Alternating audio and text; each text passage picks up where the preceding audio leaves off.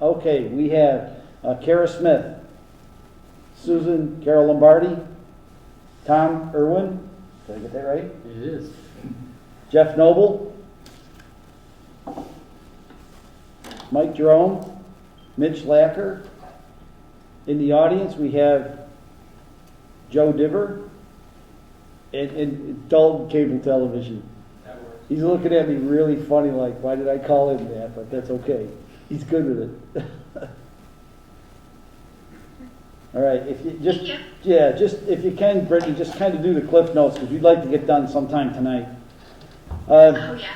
So what we're going to start with is, first off, we're going to start with the introductions of the people at the table tonight. We're going to start again in the corner. Over here is Mitch Lacker, Mike Jerome, Jeff Noble, Tom Irwin, our newest member of the committee, Susan Carol Lombardi, she's been with us for a while, and then Kara Smith. The first thing I'd like to take, I was unable to get all of the minutes put together so that I could distribute them this evening. I will have them for our meeting hopefully on February 9th. Tonight we're gonna discuss the personnel study and hopefully approve that with some enlightenment from our town manager as well as our select board chair. We're also going to discuss, take a look at that, and then we're going to discuss, leave that on the list there. The schedule and the personnel study. Yeah, and then we're going to talk about the schedule, and hopefully we'll be able to approve a schedule for our remainder of the meetings for this fiscal season. So for the budgetary season, we'll hopefully be a little more organized and be able to provide more. Yes, Tom? You should be host now. Okay. I like being host. I have a security thing. Record on this computer? Nope, we're going to record to the cloud. Recording in progress. Okay, we are officially recording this. So what will happen is when someone speaks, please use your name in the room so that the recording can pick it up, speak up, so that we have masks on still, and we're going into our second fiscal season doing this. So we should have it nailed down by now, but we don't. It's terrible. So let's start with the personnel study. I hope everyone has had an opportunity to read through this personnel study.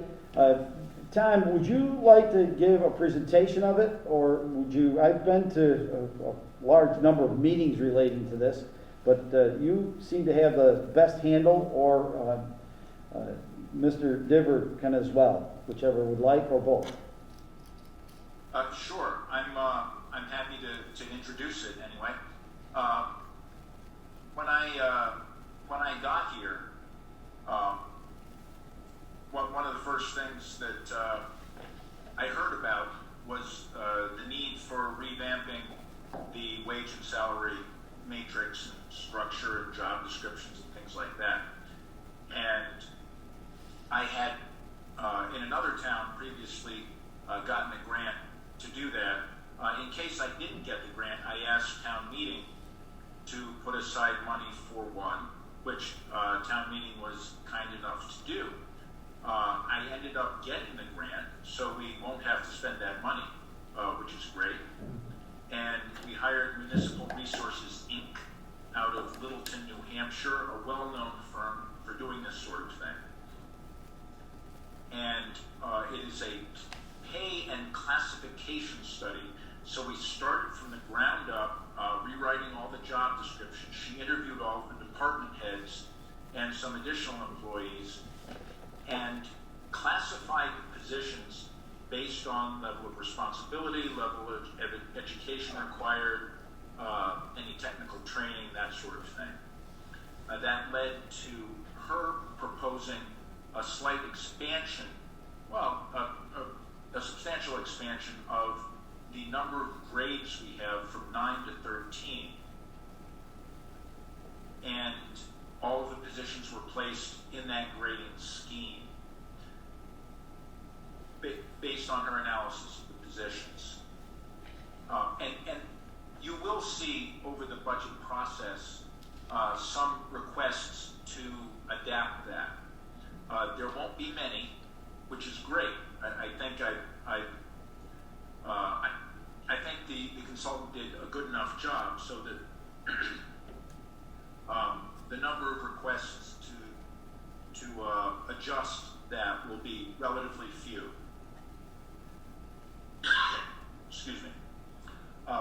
What we asked for was initially a range of possible outcomes to look at. Normally studies like this look for the midpoint of comparable towns. And we had as comparable towns that we looked at, well,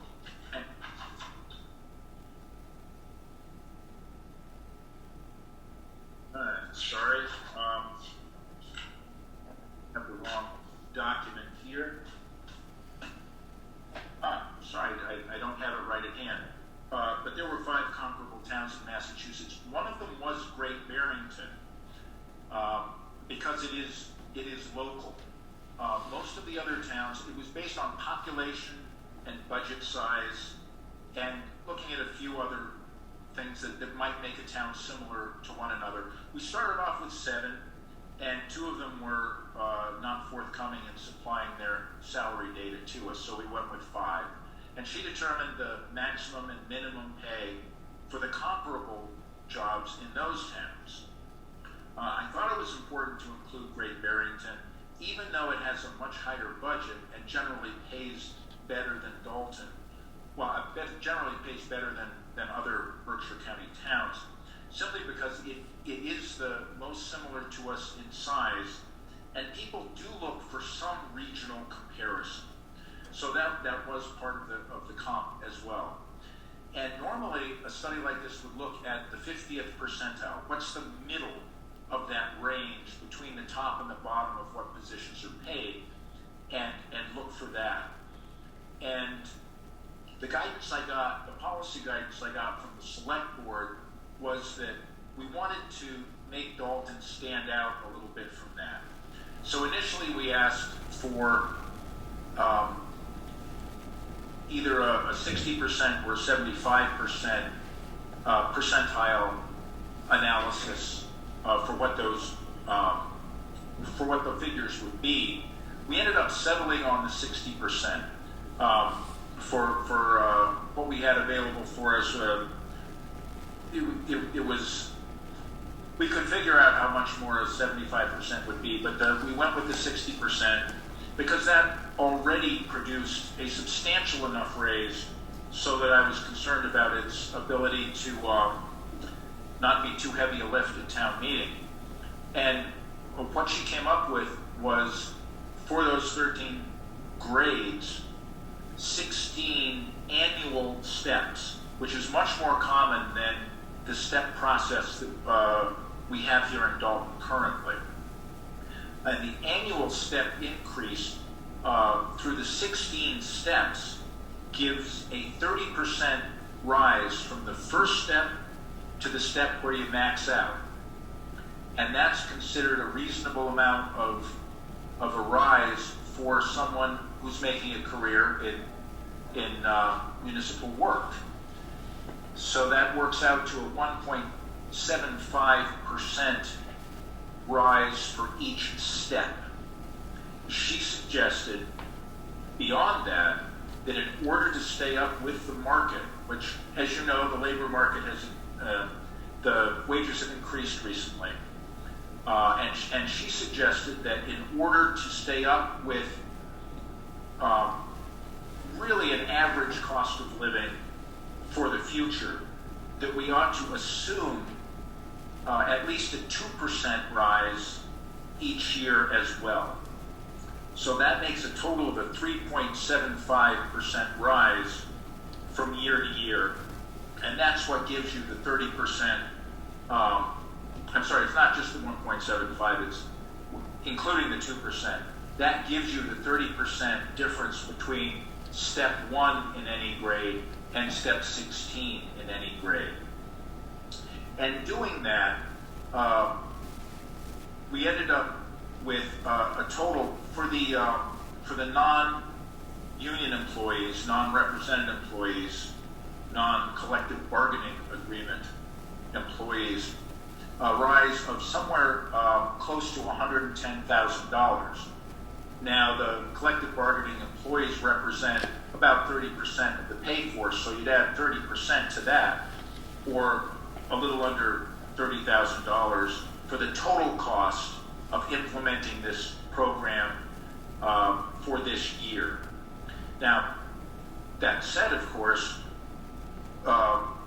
labor costs would still be going up, perhaps by 2% instead of 3.75. So we're not exactly. Oh, and I'm sorry, I have to backtrack and take back that number. That number includes an extra $50,000 for a proposed new transfer station employee. So the total cost of the package as it was developed is more like $60,000, with closer to $90,000 or somewhere under $90,000 for the total cost of the package, including the collective bargaining people. That would be at 50%, so probably more like $80,000, which I think is a reasonable figure to take to town meeting. And with the structure that she's proposing, would be a really good benefit for anyone who wanted to work for the town of Dalton. That's a substantial annual raise until you reach the point at which you maxed out. So I support this proposal, and the select board voted its support on Monday night as well. And we're hoping that the finance committee will agree that it's not too high a price to propose to the people of the town of Dalton for bringing people up to where they ought to be. And some people need to be brought up a lot more than others, I will add. Many people just got a slight bump. No one is losing as a result of this. But I believe that it's something that will make Dalton able to attract and retain workers at something of an advantage to other towns that might otherwise that we might otherwise be competing with. So that's a thumbnail description, and if anyone wants any further detail, I'll be happy to provide it. Is anyone interested in asking some questions of Tom? I have one that just arose today, actually two questions that just arose today. One I was asked, I understand that in your matrix, there was discussion of employees in the Council on Aging, that there are some grants that go along with the hours that they have. Was that taken into consideration during this process? There was a little bit of a concern relating to that. As I understand it, the Council on Aging hourly wage was set for 31 hours instead of 35 or 36 hours. And if that, hopefully that was factored in through the process. I can't remember, I think it's an E-grant she was speaking of. That was one of the kind of the concerns that rose out of this. And the other one is, you actually prompted the question, Tom, was the communications department. I just saw your I had a moment to read, so I'm going to kind of put you, I apologize for putting you on the spot. But that is currently the subject of negotiation, so I can't go into that in detail. Okay, all right, cool. I will say that the employees of that department were singled out by the consultant as being the employees with the most disparity in pay relative to other towns, so that they would be brought up relatively more than others. But again, I can't go into detail on that. Regarding the Council on Aging, if there's a grant that helps pay for that, that's what they'll submit in their budget. This only has to do with the hourly rate. So the total amount well, yes, I did give a total amount for the salaries. There will be adjustments to be made. Mhm. And again, there will be other departments. I will say that the Council on Aging is going to ask for more money for their drivers as well. They felt that they were not sufficiently classified, that they have more responsibility than was reflected in the consultant's recommendation. So they will be bringing forth a budget that reflects their estimate of the responsibilities of the employees, which and I've talked with the director about that, and I think it's entirely reasonable. But that's more or less separate from accepting the report as it stands. There will be tweaks as we go along. We're not landing this on a dime by any means, but I think we have a relatively good idea of what the impact would be. All right. So this $110,000 that you have, $110,700 that you have in here, that includes the addition of the employee, of the transfer station employee? Yes. That's what I was, Yes. yes, okay. Yes. So there have been a number of moving parts that I've been trying to fit together, and one of them is the idea of having the town take over the operation of the transfer station. Since Monday's meeting with the select board, we've gotten other numbers which suggest that the situation is much more favorable to the town than we were able to present Monday night, when the board voted to go ahead with that approach anyway. So we feel very confident that that's going to be in the best interest of the town. That said, it would involve taking on an additional employee. Okay, thank you very much, Tom. So that just to kind of give everyone a little bit of an insight into this transfer station employee. The contract for Casella at the transfer station is about to close. So and I'm on the recycling committee, so I get the full breadth of this thing. And I'm not the part that just changed since the select board meeting. I haven't been apprised of yet, but the committee, the recycle committee, we felt very strongly that the town should take back that operation for a host of reasons. There was lengthy meetings and quite a discussion relating to that. So it looks like we're going to take that back. It sounds to me like they may be planning on taking that back. So we'll have a budget for that. There has been some pushback within the people that have been talking about it. I have some rebuttal to some of the things that were said at the select board meeting, but I've come up with them since that meeting. So I will submit those probably to Joe, my rebuttals concerning those things. I will probably be submitting that to you, Joe. Sure.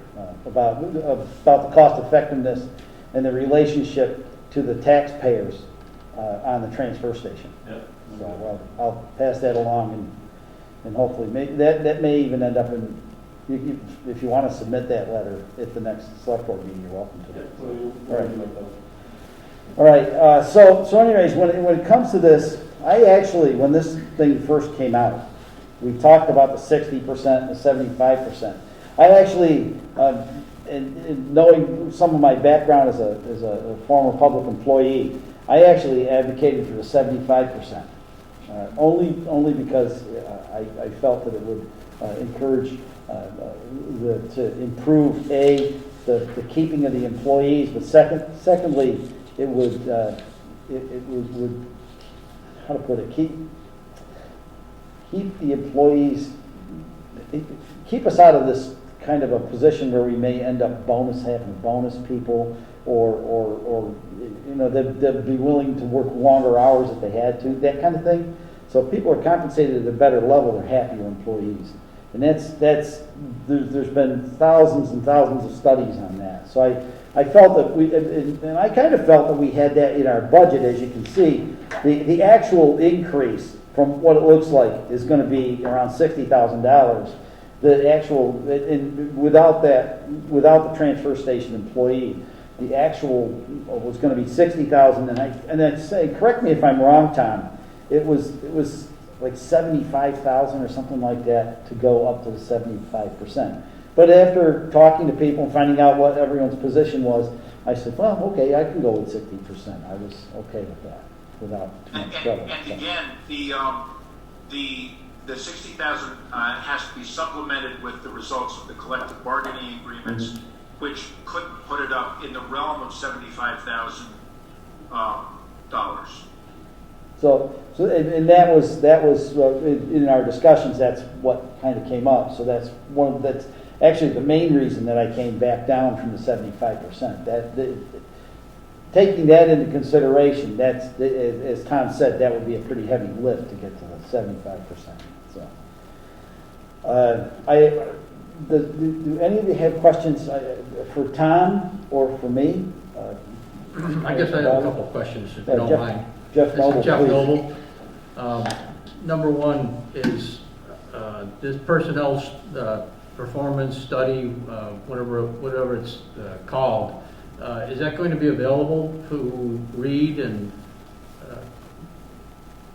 familiarize ourselves, see what the results were? Yes, yes, it is. I'm happy to forward that. I'm sorry. I think Bill, did you get a copy of that? Is it a public document or is it? I did not get a copy of the matrix, as I recall. I was kind of curious about that, but I did not. I didn't happen to see the matrix, Tom, on that. I just received your letter, the considerations regarding the personnel study, dated January 6th. And that's what we have in our. That's what And we have in that's our. what we have in our hands at this level. Okay, I'm terribly sorry. I'm going to send that along now. And I've also created the matrix for FY23. What was provided in the study was a matrix for FY22 because she was looking at FY22 salaries. So she wanted to show what people would get if they were to switch. You know, if this year was to have been different, but that did not help out for next year's budget, where everyone goes up a step, resulting in a 3.5% increase. So I've also made up a matrix for that, and I will send that along as well. Is it? Going up to everybody? There's Yeah, that, and, yeah, and let's see if I can forward it to everyone. Yeah, if you can send that to Bill, Bill can send it to the rest of us so we can have our chance to take a look at it. I just sent it, and I apologize. I didn't realize that I had not sent the study to Bill already. All right. Okay. And I guess another question is, I applaud the interest and effort to conduct a personnel study and find out where town of Dalton employees rate, stack up against comparable towns and comparable positions. Is there some executive summary that you can just blurt out here that says something like, we generally are below the median and Yes, the figure is 38% below comparable towns. Okay, that helps us put this in perspective then, I guess. I Yeah, personally was it not aware that the it town was of pretty Dalton was, shocking to me. yeah, I was unaware that the town of Dalton was so grossly underpaid, I guess. Yeah. Yeah, it was when I didn't see the matrix, but when I saw what they were talking about raising it to, that just gave me an idea of what the disparity was, and it was actually it was almost embarrassing to look at. Only because I've been on the finance committee for 26 years, and we more or less all we've been doing for all that time is just doing 2% increases. Essentially cost of living adjustments. Cost of living adjustments, and to be completely honest with you, we all know the cost of living's been increasing at a greater rate than 2%. So quite frankly, they really haven't been keeping up. Depends on what you're looking at. Some are up, too. some are down, depends on what you're comparing, and what Right. kind of a position you're looking at. It depends on if you're looking at GDP or Yeah. a whole host of. There's a lot of metrics out there, you Yeah. know, and Have we had trouble attracting talent and filling positions because of pay rates? Oh, yes. We've had a highway mechanic position advertised since last summer. Now, I will note that that's not a problem unique to Dalton. Highway mechanics are very, very difficult to find these days. There are a few technical schools in northern New England, and their graduates are getting snapped up pretty quickly. We're not alone in that. I will say that I've filled a lot of positions since I got here, and with a very few, well, with really only one noticeable exception, we had very few qualified candidates apply. Some of them we had, a handful of applicants, but only one, let's say, was actually qualified to do the job. There was one where we had 2 qualified applicants and then one withdrew at the last minute. So we have had to take what we can get rather than having a choice between good prospects. Thank you for sharing that. I think it's important to help us put that in perspective relative to acting on or endorsing what seems like a pretty significant increase, although the dollar amount may be in the $60,000, $70,000, $80,000 range, just not a lot in a $14 million budget, but percentage-wise, and it's significant. Yes, and again, with the plan including a 3.75% increase annually for all staff, that is an impact that will continue going forward.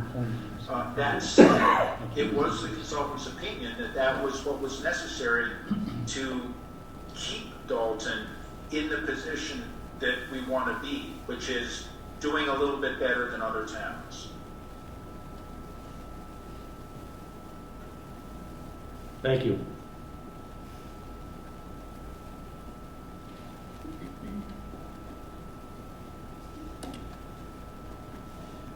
And, of course, the COLA is adjustable year to year. This is only the proposal. It's what I use as the basis for negotiations. And it's, like any long-term planning tool, subject to change.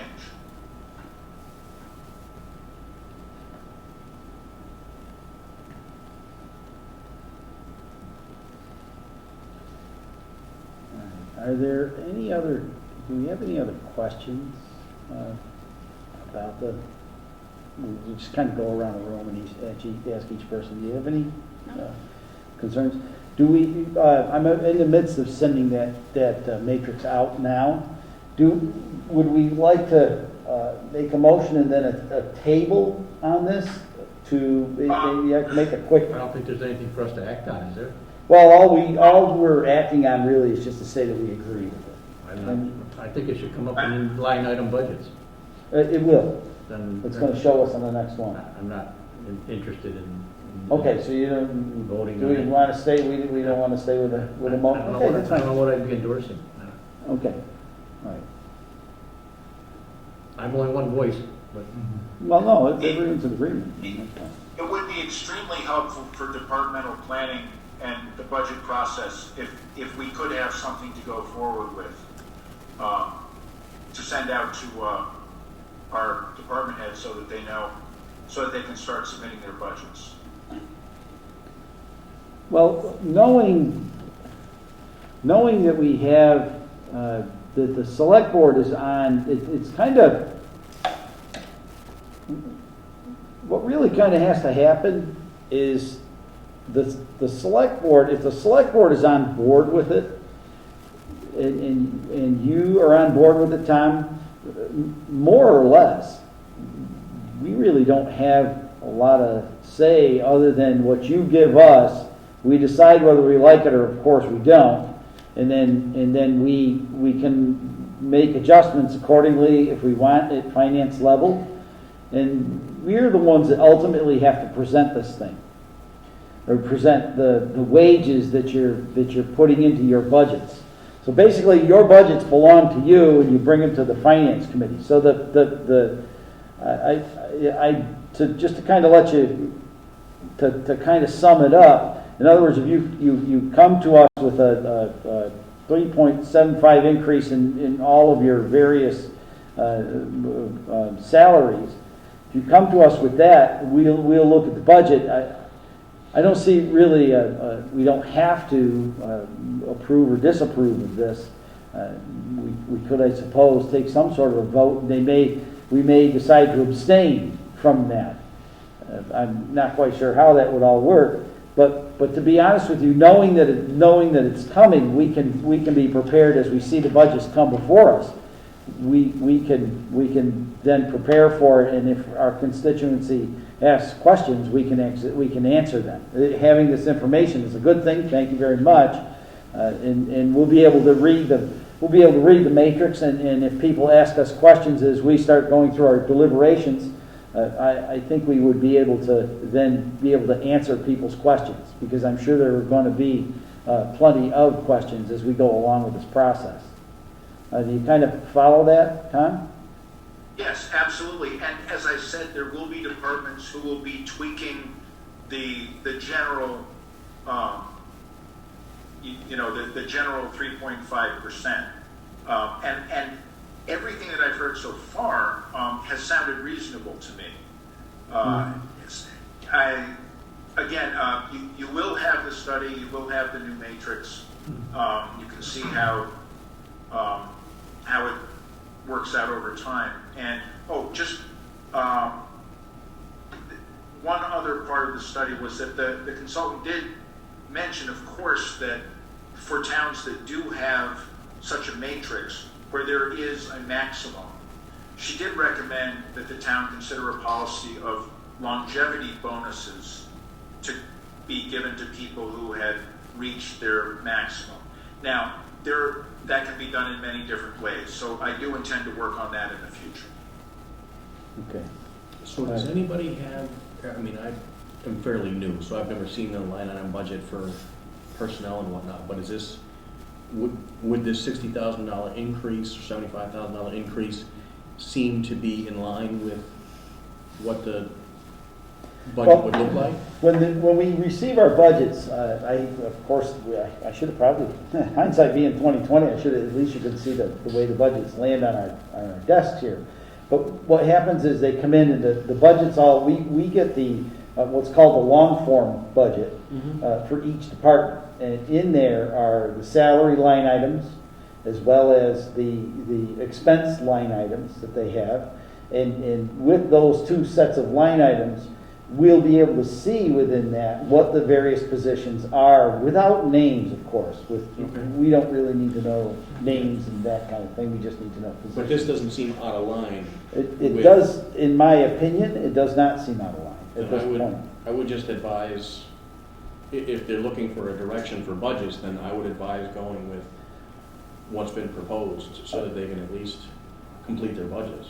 That's kind of where I'm kind of at with it, and I was unsure how the committee was going to review this. Yes, Susan. That's what I questioned before. Mm-hmm. If the town manager is looking for parameters to give to the department heads, how does that happen? Instead of giving us budgets that are way more than we would ever consider, in order to plan, the town manager has to know what to indicate to the department heads, and for his own planning as well. And so, is it the select board that sets those numbers? Yeah, to be honest with you, that is exactly it. The select board's in charge of. The way I always kind of put it is, the select board's in charge of spending the money. We're in charge of going to find the money. In other words, and it's oversimplification, of course. Yeah. But what happens is, we're presented with these budgets, and as you may have seen in town meetings, we're presented with budgets. Right. We actually, at this level, we can actually adjust budgets. If we see a disparity in a budget, There's been many times that we've seen disparities in Port Terry. We used to beat up on them quite a bit. But if we found something, there was some level of disparity in the budget, and we questioned it, we can actually put money in the budgets. And we can actually say, or we can table the motion, and we can send it back to the select board or back to the town manager, and they will rethink that budget. So we have that ability to do that. If they present it to us as written, and they say that's the only way it's going to be, we can actually shoot the budget down and say that we won't be presenting that budget as written. So that of course leads to much animosity, but hopefully we will never get to that point. And so the finance committee has never voted on anything ahead of time. Right, like this level of guidance, Right. kind of it. Not in my tenure. It doesn't really. It's like having us become involved in collective bargaining.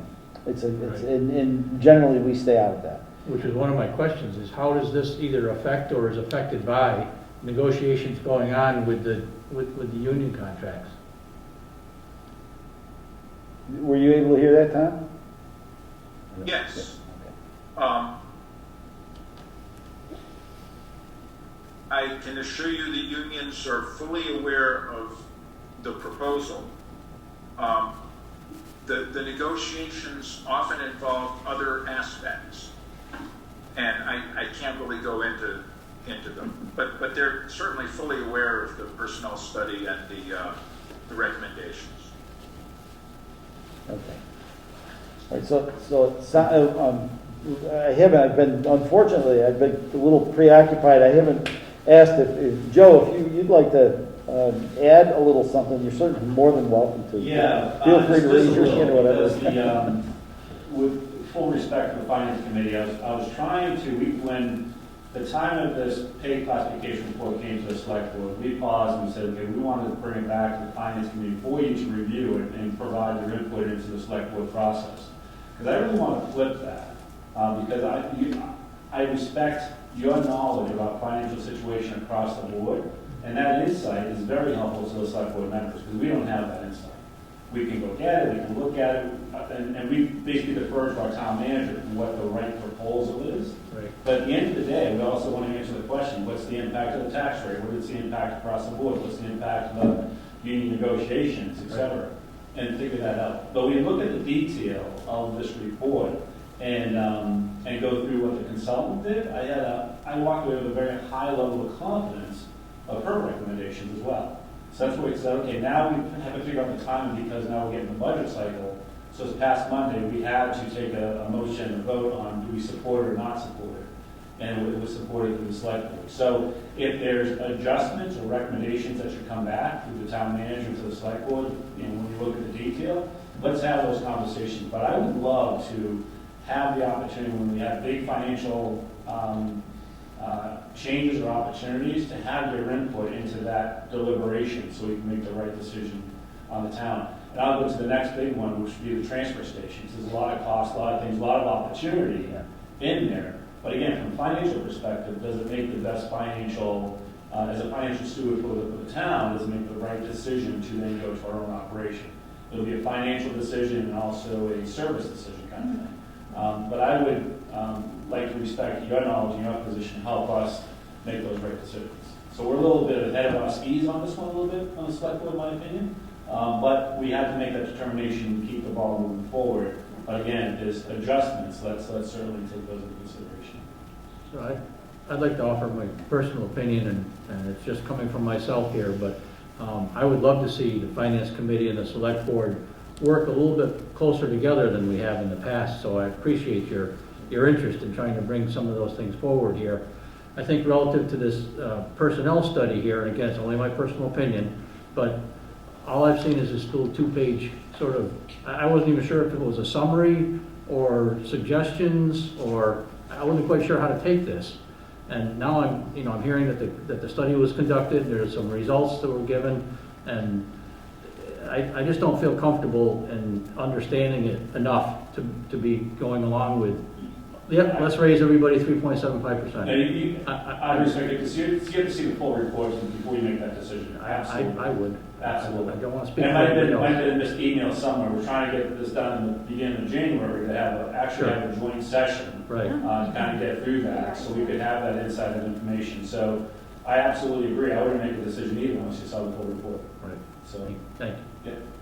I would just concur. I appreciate very much your desire to work with the finance committee more. I think it just makes sense to get everybody on the same page if you can, rather than go from committee to committee and then maybe back to another, Absolutely. Yeah. It's so important with all the different, pieces of the pie that we're looking at, and then every other financial decision we need to make within the town, for sure. Thank you. Happy to do so. And just to let everyone know, there's actually a little bit of with the organization that I spoke of in my email, that's going to be part of what's going to take place this evening, is to help with that communication between the select board and the finance committee.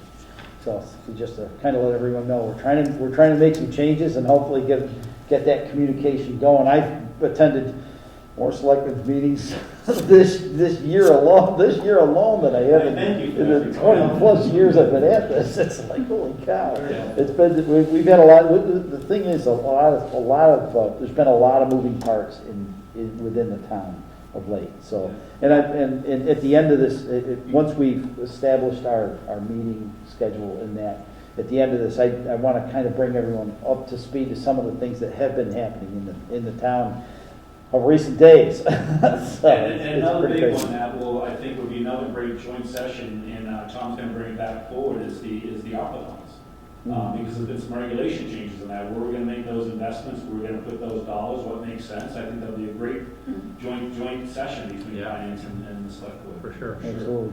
Now, just to let you know, and let everyone at this table know, that if we have a joint session, it will be, we will all have input, but we will all be able to it won't be a session where we will be voting on anything during that session. The select board's welcome to do a vote, but we would come back with our own meeting and form our own opinions about what has taken place, and then we'll decide at that point what we're going to present to the townspeople. So, and that's just more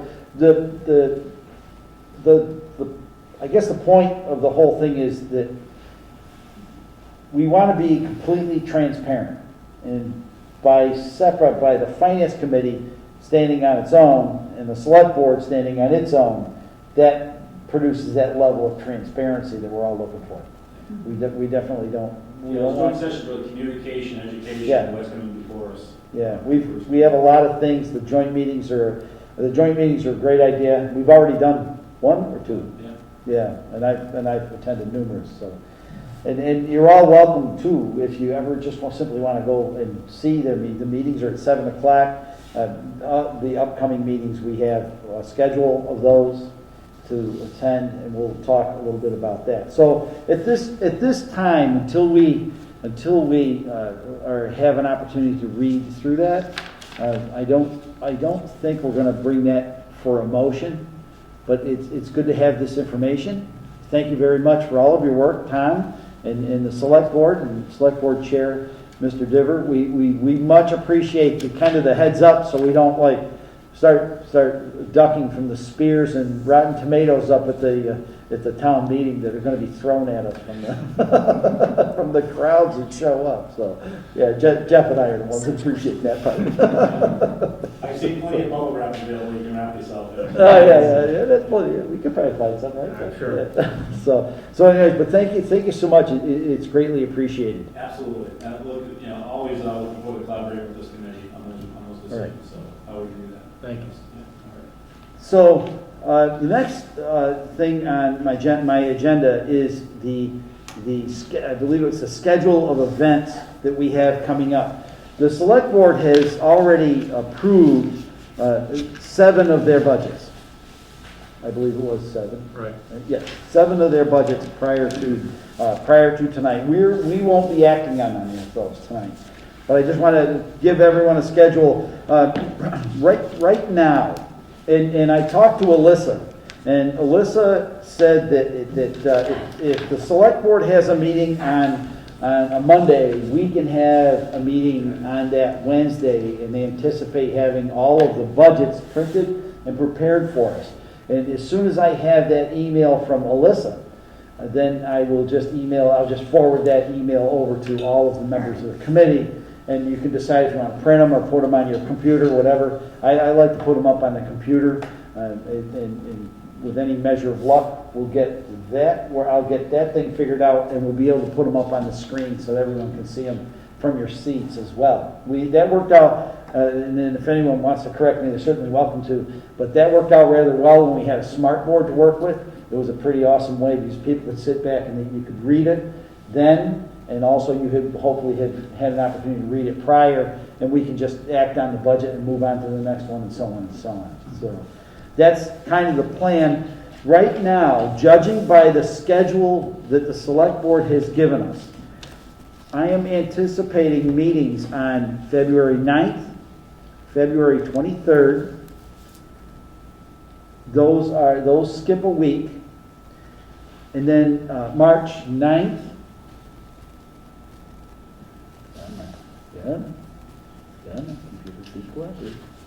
March 9th, March 16th, and March 23rd.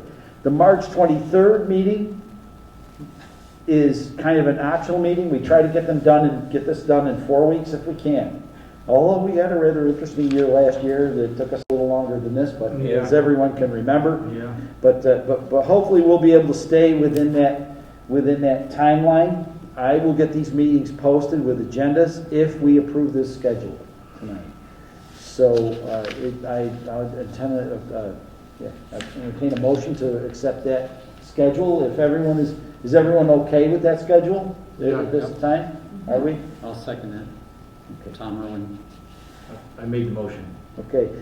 A motion's been made by Jeff Noble, seconded by Tom Irwin, to accept the schedule being February 9th, February 23rd, March 9th, March 16th, and March 23rd for budget deliberations of the Finance Committee.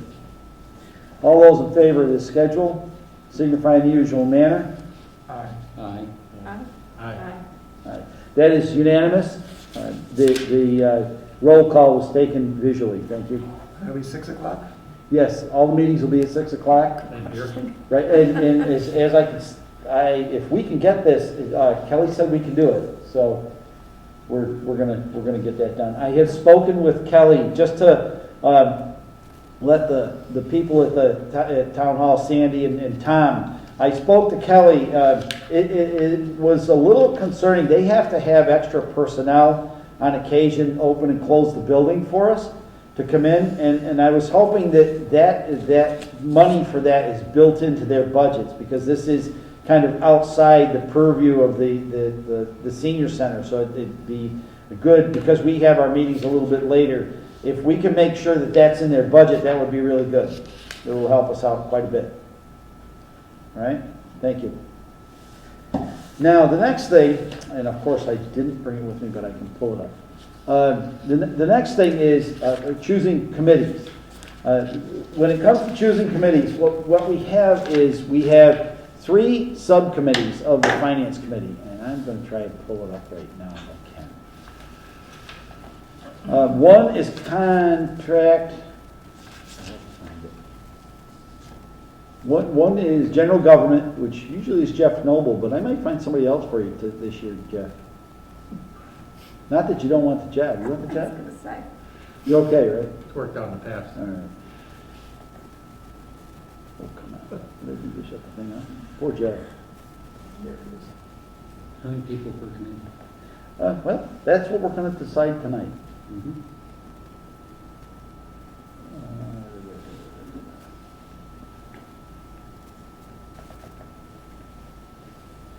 Just trying to pull the there it is.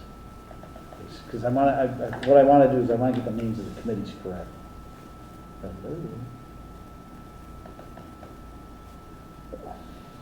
one's an update. Anyways, we have it's safety. I think it's safety and contracts. Or highway and safety, Oh, God, I'm trying to remember, it's terrible, I can't get this thing to come up. Is it not highway and cemetery? Well, it's cemetery, they all kind of end up in the same group, and I can't get the whole thing to come up. Why is it being so uncooperative? I'll bet I could pull it up if I hit my town computer.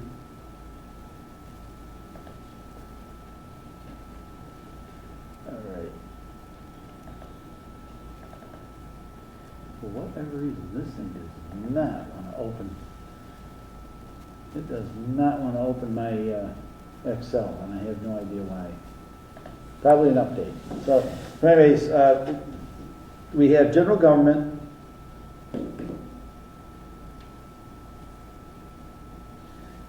Sandy, do you have our spreadsheet in front of you by chance?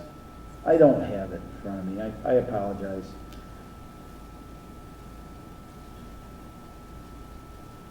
I usually have these written down.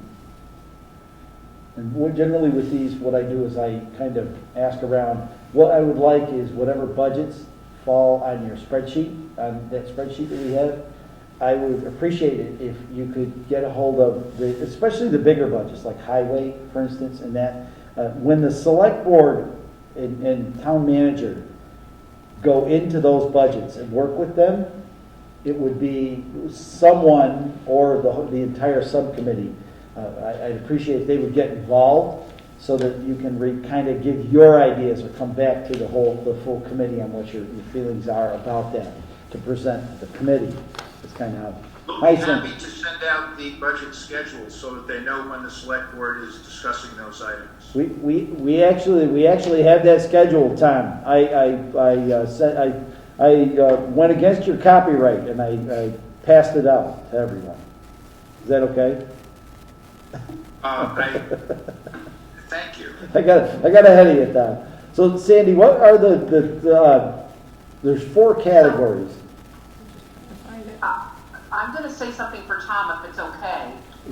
That's a fluid document based on when the budgets can get prepared, and that was just an estimate, just like last year. So always subject to change, right, Tom? Absolutely. Well, yeah, a good example is this past Monday, you were only able to accomplish 7 budgets, which is fine for us. But you don't have any wage rates to put in, so right. I get it. That is part of the problem. So Okay. Anyway, you wanted to know what the categories are. Yeah. General government. Yep. General government is one. Highway safety is the next. And I'm assuming CBRSD is on its own? I don't know. Yeah, yes. I guess that's under contract planning and education. Yeah, they That's go, the category. Yeah, it's contract, okay. That's, I thought that was, all right, thank you. Okay. There's also one called insurance and retirement, but that's under general government though, never mind. Yeah, it's kind of under that same grouping. So anyways, Where's the police? Is that under safety? yes, highway and safety. Is police? So you're going to get the police and the highway budgets, and I think there's a bunch of others in there, other budgets that'll be in there, like CRA budget will be in there, or the CRA grant will be under there. Trying to think of what others are under there. Yeah, that's under contract planning. Oh, that's under contract. Yeah, contract and That planning. wouldn't be highway. Yeah, it's not under highway safety. I'm mixing them No, up. highway safety is just And the police biggest- and highway Yeah. types. Did you come up with 3 subcommittees, Sandy? Yeah. General government, highway safety, and Education, Contract planning and planning. education, contract planning? Was Central Berkshire School District separate or included in that? I think it's contract planning and education is the bottom line category. Yeah, So usually the VOCAD is in there. So it includes, CBRSD. it includes that? Yeah. Okay. So if anyone would like to put their hand up, they're more than welcome to, or I can just hand them out. So it doesn't matter to me if anyone, we try to keep at least 2 people on each committee. did If we highway and can. safety before, I could do that again. You want to do highway safety again? Yeah, or I can do anything. So, I'm flexible. Anyone else have a preference? You already got me for general government, right? I do. Actually, general government is kind of actually a lot to it. There's a lot of, kind of a lot of moving parts in it with the general government one. So, anyone want to give Jeff a hand? I will. Tom? I want to learn from somebody with a little experience. I have very little experience, so you're in luck. Good luck with that. Mitch, you wanna get involved in highway safety? Sure. Oh, that, you know where that leaves you, Mike. Mike, you and I will go with Contract contract and planning. And probably, what I'll have you do is, because I'm a little more involved in the education CBRSE, because we're working on the regional agreement and all of that, so I'm a little more involved. I'll just handle CBRSD. If you can handle the contract and planning side of it, that would be good, and I'll put Karen with you on that. Sounds good.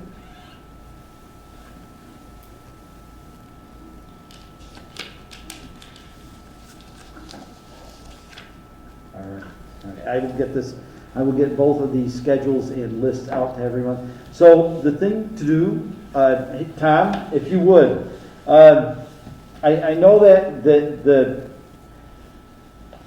what I'm going to do is I'm going to get everyone's emails out to you, a list of emails out to you for the people that will be on these committees, and they're also going to get our worksheet, a copy of our worksheet. So if there's a way that we could know somewhat in advance of that select board meeting of the budget's going to be taken up, I would like to have the people that have those budgets meet with the select board. Generally, they're all done via Zoom, so you'll be able to go into the meetings. I don't think, even if they have a meeting here, they still publish on Zoom, don't they, Tom? Yes, we're on Zoom, for the foreseeable future. Okay. Whenever cases get down to where they were when we opened before, Okay. we'll open again. Okay, that sounds good. So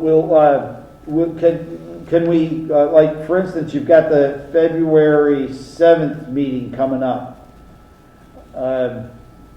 Is there, like, if we could find out, let's see, reviewed by when the 2nd, we presented select board. Maybe once the Wednesday the 2nd deadline hits, if you could just send us a list. You don't have to send us all the budgets. Just a list of what may be presented that night. That would be appreciated on the 7th. Yeah, Bill, I thought you said you already had that and distributed it. Well, I have what you have for a list, but as Sandy mentioned, it kind of changes a bit as budgets are approved and brought in. That's a bit of a moving target. Yeah, for what it's worth, I don't think that one's going to change much. So, Okay, sure. all right. Yeah, whatever it is, we're happy to have people. Okay, I'll stay in touch with you on that. I'll stay in touch with you on that. Okay. And of course, our agenda, if we fail in our duty, our agendas are always published by Thursday evening before a select board. Yeah. On MyTownGov. Okay, so we can go on MyTownGov and get what they're going to talk about at the meeting on MyTownGov. Okay, sounds good. Yeah, but we're going to get you the budgets anyway, so we should just include you on that email. Okay. So yeah, get us the names of who's on which. I will. And make sure Alyssa knows, because she's actually going to be pushing Correct. the button. Yeah, correct. What I'll do is I'll just send it all kind of over to Alyssa, and Alyssa generally handles most of the meetings and what's being distributed anyway, so that works out well. All right, sounds good. Thank you very much, Tom. So I'll stay in touch with Alyssa on these committees. I don't think we need a motion to accept the committee assignments unless everyone would like a motion. I have no problem with the way it is. Now, and that is all I had for tonight's meeting. I apologize for running about a half an hour longer than I wanted it to, but But unfortunately, that has been a problem. Now, Is there funds and transfers?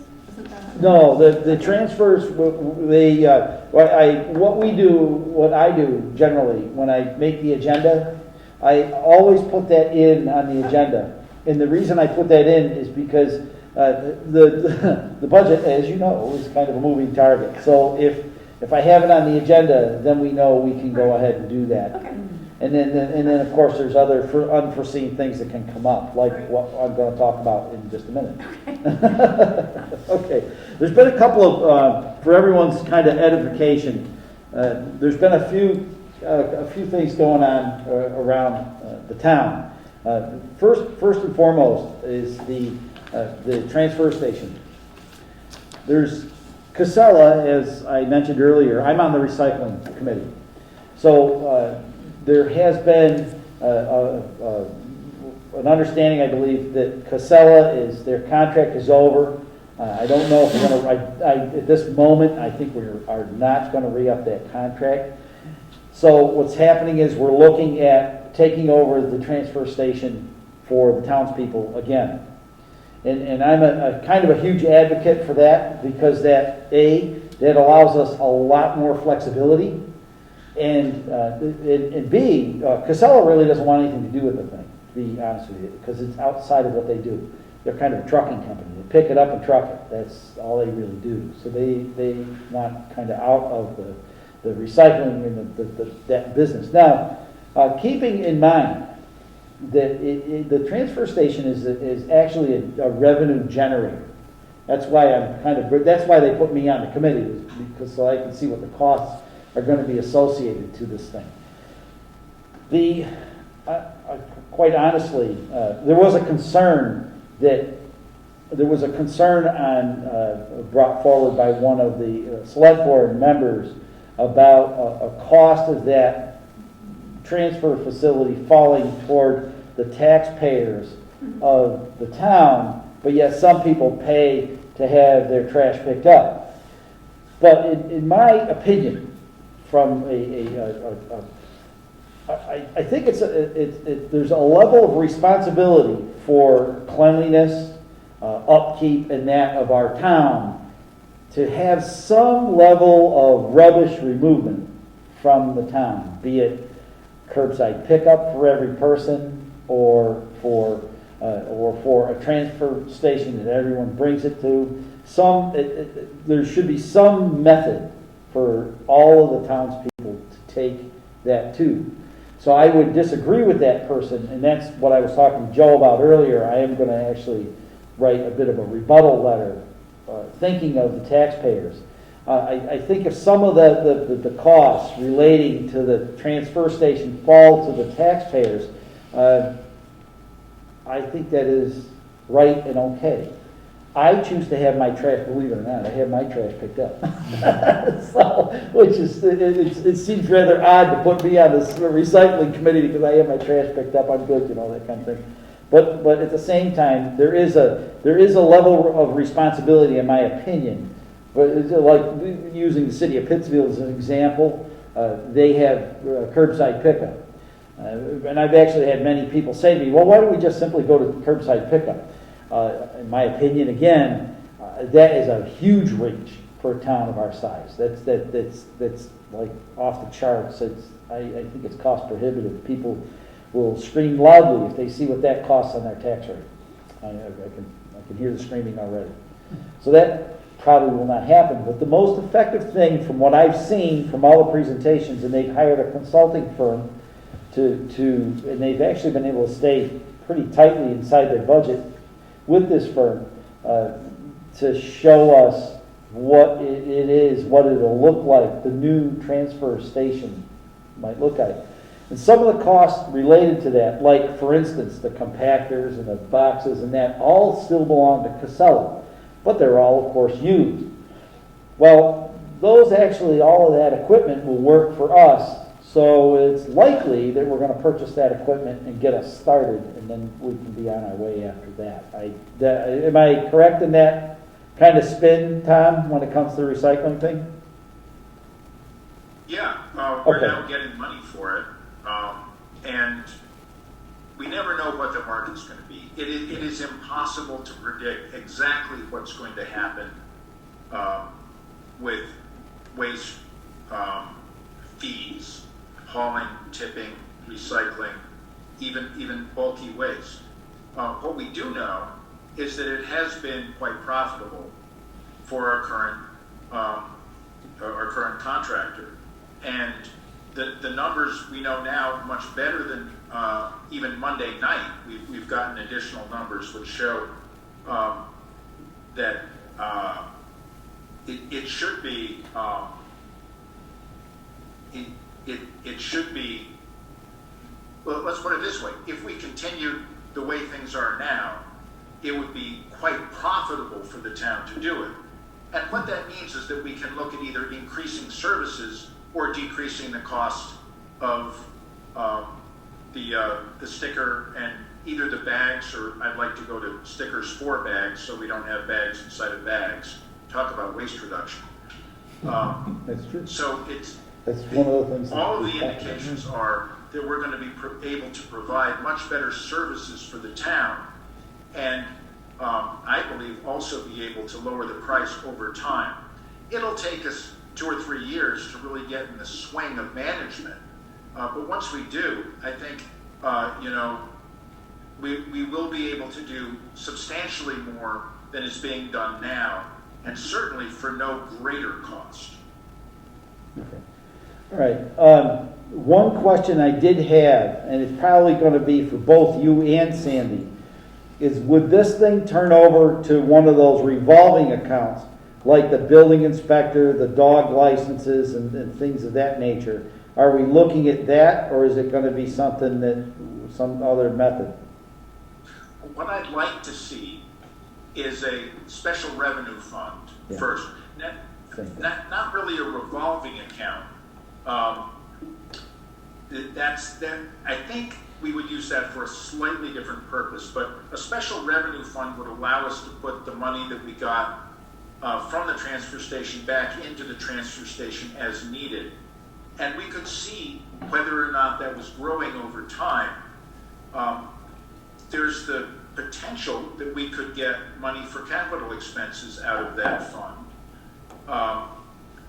My goal really, though, ultimately, is to integrate it fully into the Highway Department as a Department of Public Works and have it be more or less like any other service that the Department of Public Works does.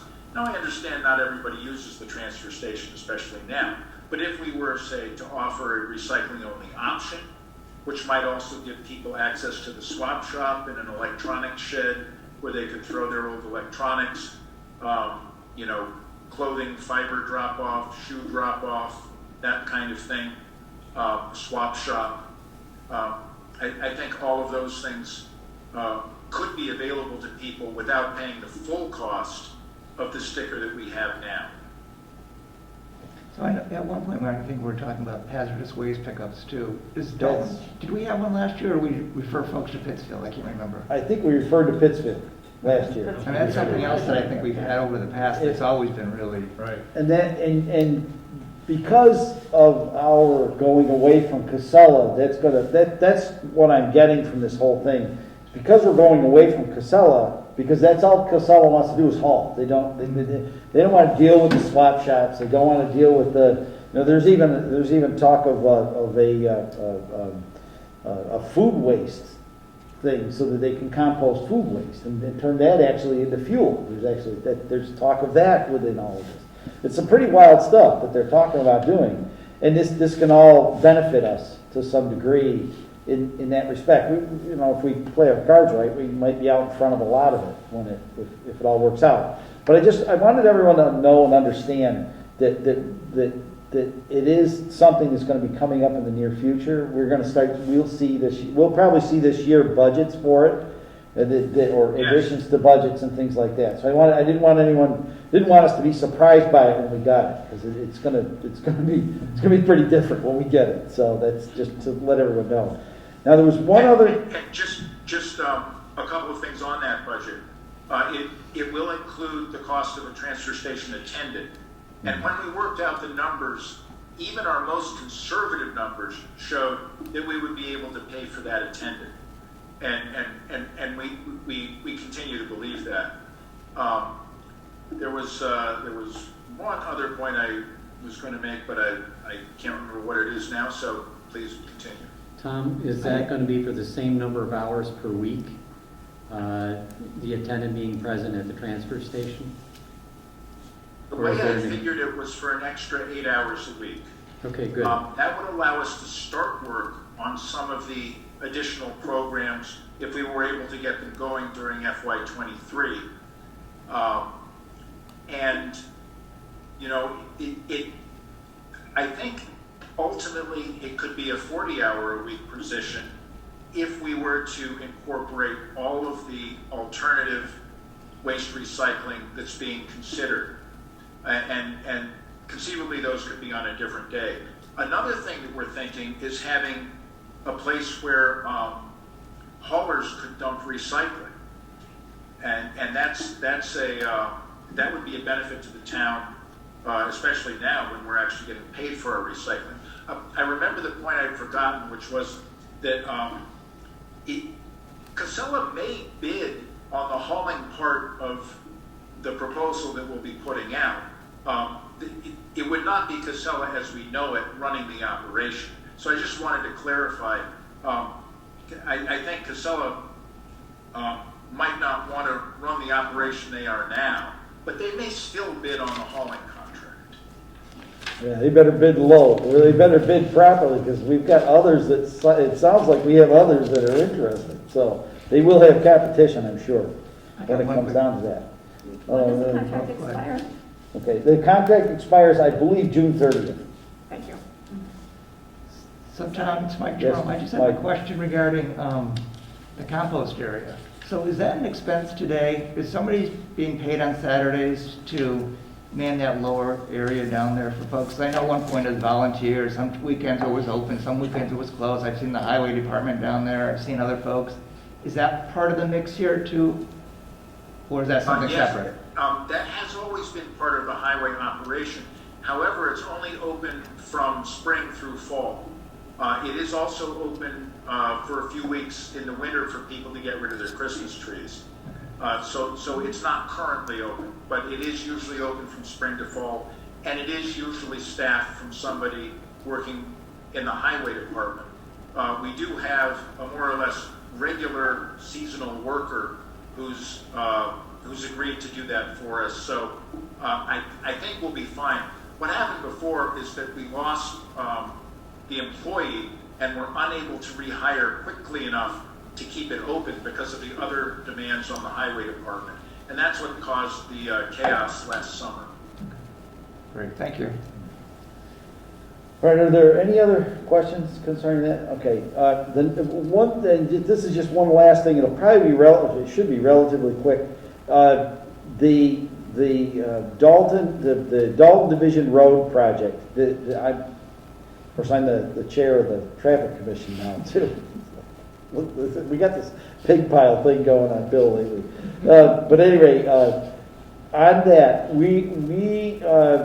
that has been pushed out to 2026, that project. And we haven't expended funds, the capital funds for that were approved, correct, Tom? We haven't? And the engineering is supposed to take place, supposed to begin shortly. So just to let you know, you may see that floating around in our budgets and such, but it's kind of a placeholder at this time. So just kind of let everyone know that it's a lot of money. So 2026 is a construction. Yeah. Engineering is supposed to happen, obviously has to happen before that. Yeah, I think next year, right, Tom? Is it 2022 or 2023 we're anticipating starting the engineering? Well, I'm hoping to get the bid out soon after this budget process is over. I could get the bid out before the end of this fiscal year. I don't see the engineering starting until summer though. Okay. Well, yeah. So just to let you know, Fiscal year 23. yeah, just to let you know, the bid, we decided to go out to competitive bid on this. We were initially gonna, I forgot how that was working, but we had it was gonna be like a design build or something like that, wasn't it, Tom? It was gonna be something to that effect. I can't remember exactly, but. We got RFP. a proposal to do the engineering, and we also got a proposed fee to submit to the state, and the difference between those was $400,000. So that was substantial enough that I didn't feel $400,000 lower is what we submitted to the state. So I didn't feel comfortable. Well, I didn't have the money to accept the higher bid, which was 1.2 million. The town voted 800,000 for the engineering, and I don't know whether that's still going to be a reasonable cost for the engineering, but that's what we have to pay for it. So I think that's maybe why Bill's saying you may see it come across your desks again, is because once we put it out to bid, we should take the most advantageous bid to the town, which may or may not be the low bid, but even the low bid may be higher than the $800,000 we have available now. It might not be. With competitive bidding, people know the score, and they're who knows how hungry they will be for jobs. Yeah. Okay. That was kind of why I was bringing it up, because it's a $400. There's a $400,000 discrepancy between the two, and they decided to go out to bid for it. So were there preliminary designs done? No. I thought there were preliminary designs. I've seen them with bike paths and all of that. Yeah, there was some. I think the state put something together, didn't they, Tom? Just gave us some sketches. Is that what it was? Yeah, I think that's all it was. Okay. Just it was here's what we're proposing kind of thing. And that's the initial RFP? And that, right, we went out for the initial RFP, and that came back. That's the one that The came initial back. RFP came back at 1.2? 1.2, but then the people that gave us the estimate, the 800,000 estimate, engineering cost estimate, Yeah. that we went to the townspeople with, Yeah. that company said that, well, if we were given an opportunity to bid on it, it might have been lower than the 800,000. And so we didn't, they kind of encouraged us to go to competitive bid on it. Why wouldn't they have been given the opportunity to? We didn't, because we just went with RFP, request for proposal. We didn't, it's engineering. So engineering, you don't have to go with request for, you only have to go, it's only required by law that you can go with RFPs. You don't have to go with competitive bid for engineering. So, you kind of follow that? Yeah, Massachusetts, there was a big, you and I can have a talk about what happened when it comes to that. But in Massachusetts, when it comes to engineering, it's not required that you competitive bid the engineering. Which is well, you got to remember where I come from. So. Highway and sewer projects. Right. For buildings, you still have to. Oh, for engineering on buildings, you do. You still have to. I didn't know that. As far as I knew. Oh, that's horizontal construction. You don't. Right. Right. The state screwed up. I'll explain it to you later. There's a level of lobby that takes place in Boston that got that. Just to let you know. And I'll give you all sordid details later. There's some very, very sordid details surrounding that.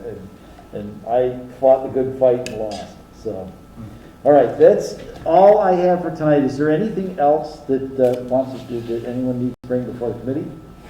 Our next meeting at this time will be February 9th at 6 o'clock here in the Senior Center.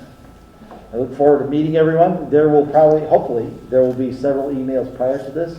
With regard to our committees, we'll get more information out to you, and so that you can plan ahead for your committee meetings. All right? Minutes. Yeah, we'll have our meeting minutes, because I'll probably go home and work late. We must be behind on those a little bit. Only two Maybe meetings. just the one. Yeah, okay. I believe there's only two Just the meetings. last. Yeah, I think that's all that's out there still. So, all right. Let me know if you want me to resend you minutes if you're trying to dig through your email, if you want me to resend you any minutes, let me know, I will. Yeah, I okay, think that would be helpful, Brittany, if you don't mind. Yeah. yeah. If you got them all filed, I was filing them as they were coming in, and then I got a little sidetracked, so it's been a little weird.